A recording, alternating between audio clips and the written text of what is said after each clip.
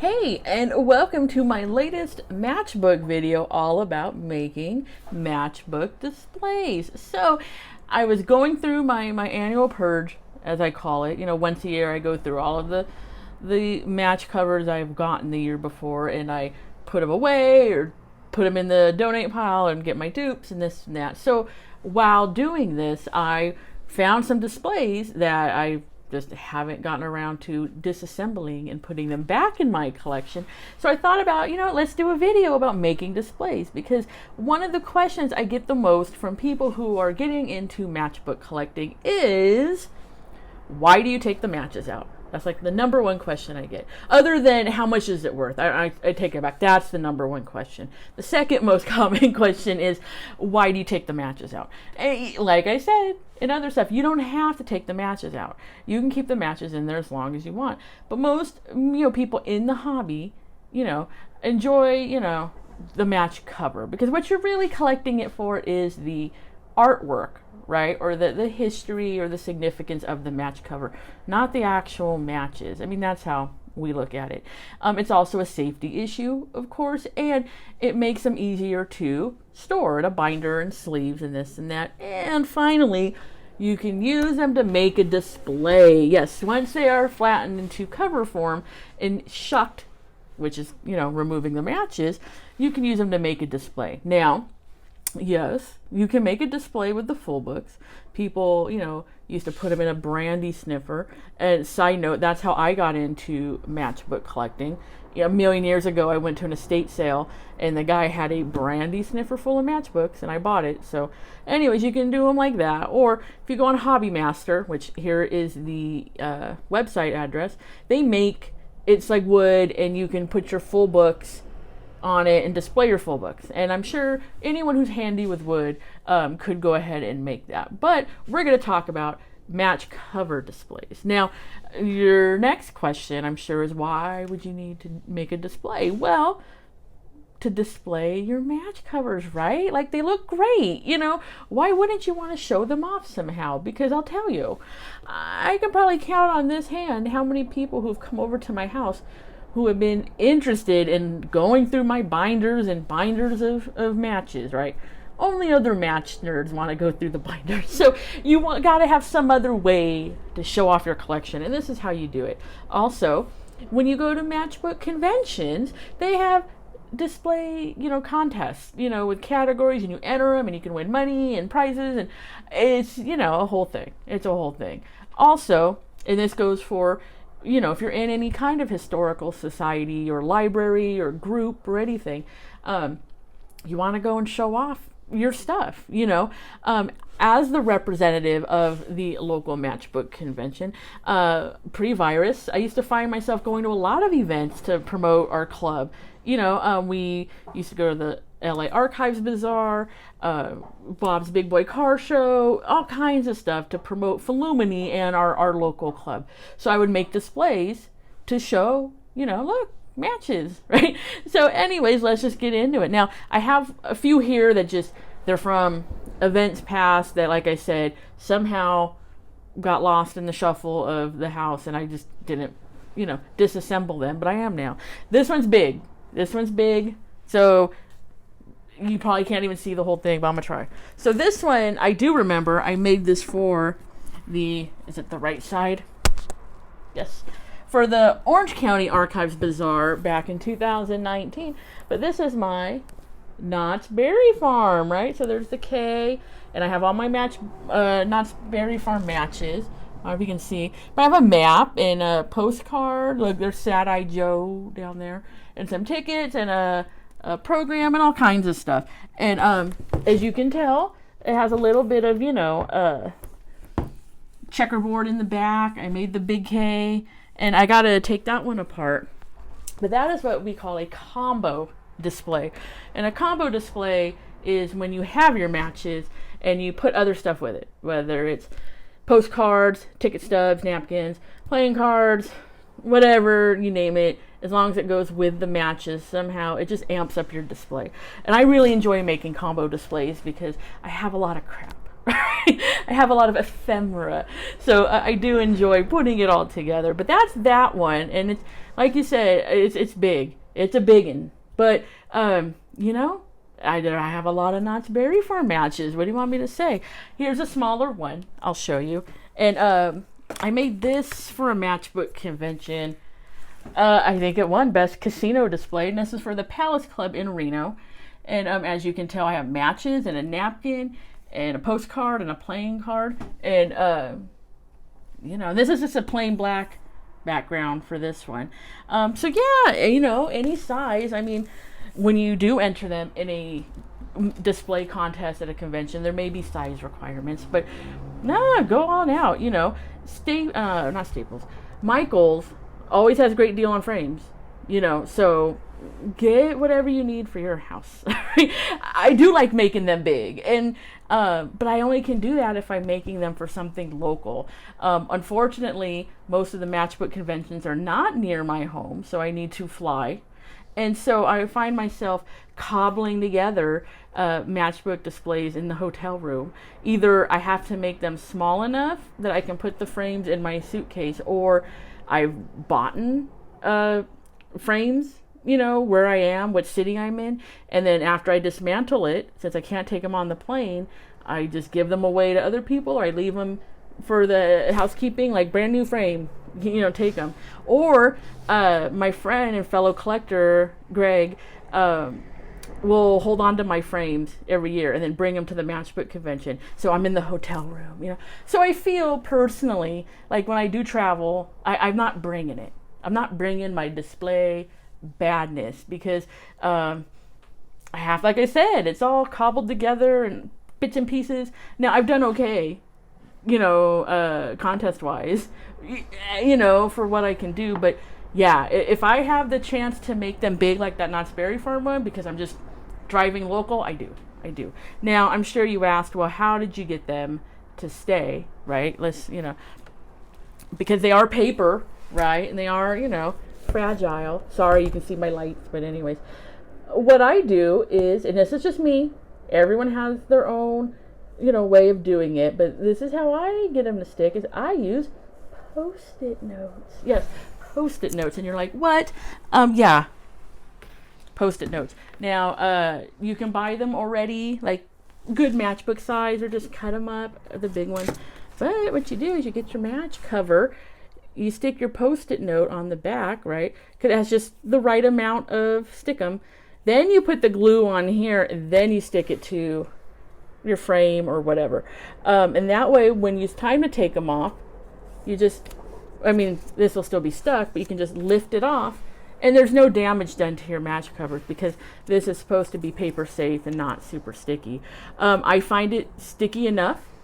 I don't think I've ever had any matches fall, but when I do travel, I bring my Post-it notes, you know, to fix it if I have to. But no, with the Post-it notes and the frame, it holds pretty well.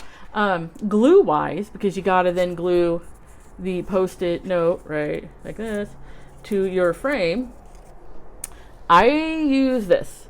This is the Scotch wrinkle-free glue stick. I've tried plenty of other glue sticks. One, don't use liquid glue on any part of your display, because you know when you put liquid glue, stuff starts to like wrinkle up because it's wet and it looks like crap. Don't. Use a glue stick, right? But this is the one I like the best. It is repositionable for like at least a couple times.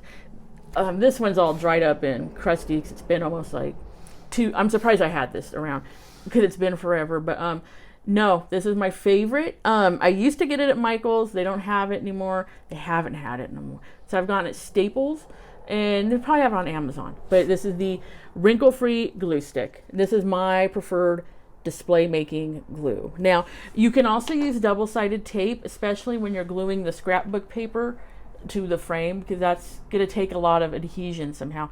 I used to glue. Sometimes I do, but it goes through my glue a lot. So I use double-sided tape. But this is double-sided tape from Daiso, which is like the Japanese dollar store. This is amazing. It's sticky. It's great. You get a ton of it. Like I said, you can just do a big one. I know you're going to want to use the Scotch. And like I said, normally I love this scotch. I don't love this scotch. I find this does not work as well, even on something light like this. It falls off. It falls off. If this is all you can find, fine. But I would suggest trying to go online at least if you do not have a Daiso, and or go find like a real art store and see if they have some better double-sided tape. Speaking of Daiso, and I've brought this up before, I get this at Daiso, and these are like spoolies of Post-it note. So this is great when you have something that's either a larger size item or a regular shaped item, so you can just zoop, you know, and not have to cut up a bunch of this. Or if it's like a real thin area and you need a real thin piece of Post-it, those work great. But like I said, these are thinner, so just be careful with your glue. I know this gives you a little bit more workable, you know, room to glue. I have tried using the little corners, if you can find them still. That's a very old school product, right? Because that was for like your photo album, you know. You can still find them, I think, but I've tried them. They don't work for me. The match covers fall out, and then you got to go back in there. And if you glued it wrong, at least the Post-its, okay, I messed it up. Let's put another, you know, the little corners don't work for me. There's also like glue dots. Instead of using real glue, that has not worked for me either. But like I said, if there's something you prefer, find something that works better for you, by all means use it. This is just my tips from my display making. But for your background, I use scrapbook paper. You can use wrapping paper, whatever. I've used cloth before. I made a display. I don't think I have a picture of it, but I called it Nights in White Satin. And it wasn't like real satin, but it looked like satin. And I stretched it in the frame, and I somehow got the matches to stick to it. But I did Nights in White Satin, and it didn't win. Right? It should have. It was brilliant anyways. But no, I just use scrapbook paper for the backing. Even on your frame, I do black, and then I'll add that different color scrapbook paper. I just get this once again from Michaels. The black, it's reflections, right? It works great. It's a great thickness, not too heavy, not too light. It's sturdy, because it's scrapbook paper, right? It's acid free, everything like that. And you can get it in the 8.5 by 11, or I think it says 12 by 12. It just depends on the job you're doing. Like that Knott's Berry Farm one, I use the big ones because why use a bunch of small ones? But no, it'll last you forever. You'll get them on sale. But then you can use really cool ones too. Like I don't know if you can tell, this one's like all reflective. I have some glittery. Now, a tip on glitter paper, just FYI. This one seems okay. Like I don't see the glitter transferring to me, and it's just thin enough. But you have to watch out, because some of that glitter paper is super, super fallouty and glittery. Or like this one, this is like really thick, right? And I've tried to glue Post-its, matches to this kind of stuff, and it won't hold. Despite that glue being amazing, it's just something about it. It's too glittery, or the texture is not great. So just be mindful if you're going to use this really thick, super glittery stuff.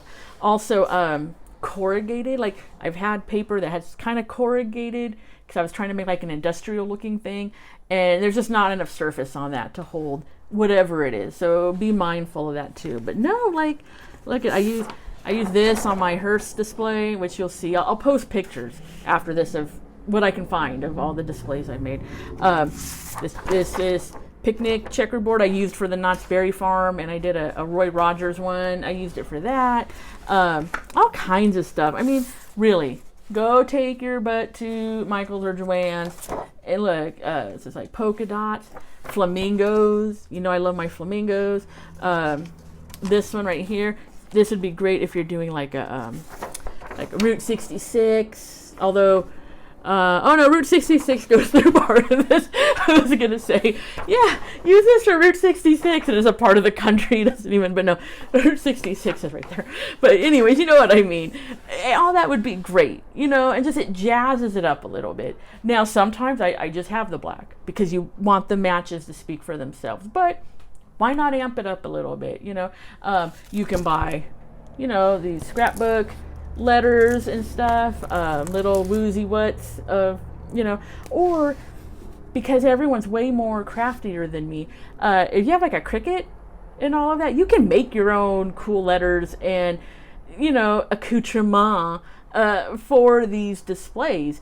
Even I'll make my own letters and words because I have a little bit of graphic design experience. I'll just design it, print it out on whatever color paper, and then cut it out myself and glue it if I just can't find the right ones I want, but yeah, go crazy with it, you know what I mean? Like, but I will give you a little bit of a tip. If you plan on going to Matchbook convention and entering your displays, read the rules. Read the rules on size.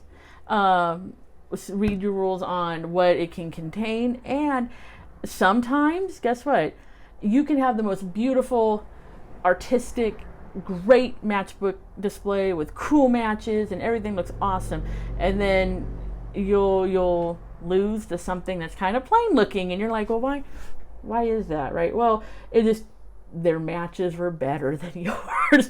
And that happens a lot because, and not everyone's artistic. I get that, right? But, yours might look cool, but theirs could be better because theirs are more rare, or they have a complete set, or something we haven't seen before, so keep that in mind too.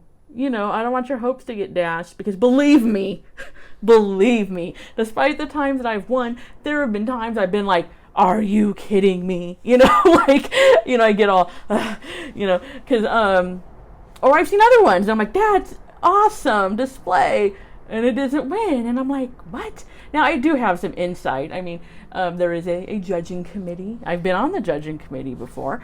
Sometimes it is people's choice, which I like. I like the democracy of it. But anyways, keep that in mind too. But if these are going in your house or your man cave or your she shed, go crazy, right? Because you can have the worst looking matches and make them look awesome. But it is all about the matches. It is all about the matches. If you have a lot of really cool looking matches, that's great. If they're historically important or, they're not the best looking matches, then you have to jazz them up a little bit. It's absolutely true. Some businesses were cheap and didn't want to pay for the graphics. Other businesses were like, bring it on, and it's freaking topless mermaids and hamburgers and unicorns and all kinds of stuff on their matchbook, because they had the money to spend and wanted to spend it on that advertising. So you just gotta play it by ear, play it by matchbook, but anyways, any other advice? Well, frames, right? I brought it up a little bit. I like to use frames, right? I feel like the stuff's more secure. It looks more uniform. The stuff stays together. They're easier to, kind of transport, sturdy. And I don't buy new frames every year. I reuse them. And that's something else that's great about using frames is that I have, my frame section of the closet. And every year I just go reuse the frames until they get too trashed. Or just if they don't have the size I want, things like that. Michael's, once again, will always have some buy one, get one. And, with a coupon, so you can get some frames. Now, a lot of people will use like foam board, and they'll stick them with a foam board, but they get that it's like shrink wrap. I want to say cellophane, but it's shrink wrap, and they pull it over and they get the blow dryer and I have tried that. I cannot get that to work. When I tried it, it looked like crap. I did a really awesome display, and it was like the Sahara Hotel and Casino in Las Vegas, Nevada. And I had matches and napkins and swizzle sticks and soap and chips and everything imaginable. And so it can't fit in the frame, and you have to have it covered when you go to the convention. So I got that shrink wrap, and I'm in the hotel. I'm like, hold it. I'm like, it looked all not good. But if you can do that, great. Because the foam board's cheap. It's light, right? It's light. And if you can get that shrink wrap to work, it looks really good. But that's just, I prefer the frames. Every 3 or 4 years, I still find frames. I'm like, I still have that frame. It's just, or recycle frames like this one right here. I'll show you guys this one in a minute, but hold on. But this one right here, this awesome Jack Webb one I made, or Chesterfield's. This frame is so old, and I reused it a million times, that the back won't even stay on, and I just have to like tape it on. But you know what? I'm not gonna waste a good frame, right? It's a cool looking frame. Anyways, but yeah, you know, use what you got. You know, you can do small frame and just have one really cool looking matchbook. Just display that one, like a statement piece, you know. You want to get crazy and do a huge one, do it. Just whatever makes you happy and whatever will show off your matchbook, you know, collection. But that's it for me. If you have any questions, put them in the comment box below, or any tips. I'd love to know what you know, use and how you make your displays.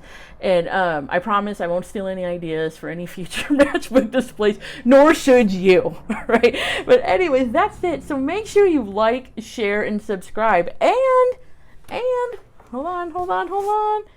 Tell a friend. Wah wah. I did make this one, I think, when we had our local matchbook convention. I think it was like grocery stores or something. But so here's my alpha beta matches, and I printed that out.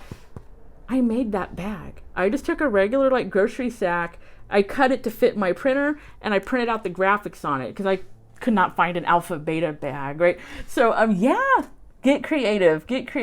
But that's it for my videos on how to make a display. So stay tuned for some more pictures of my displays, and I will talk to you later. So happy matchbook collecting. Have a good day, and bye.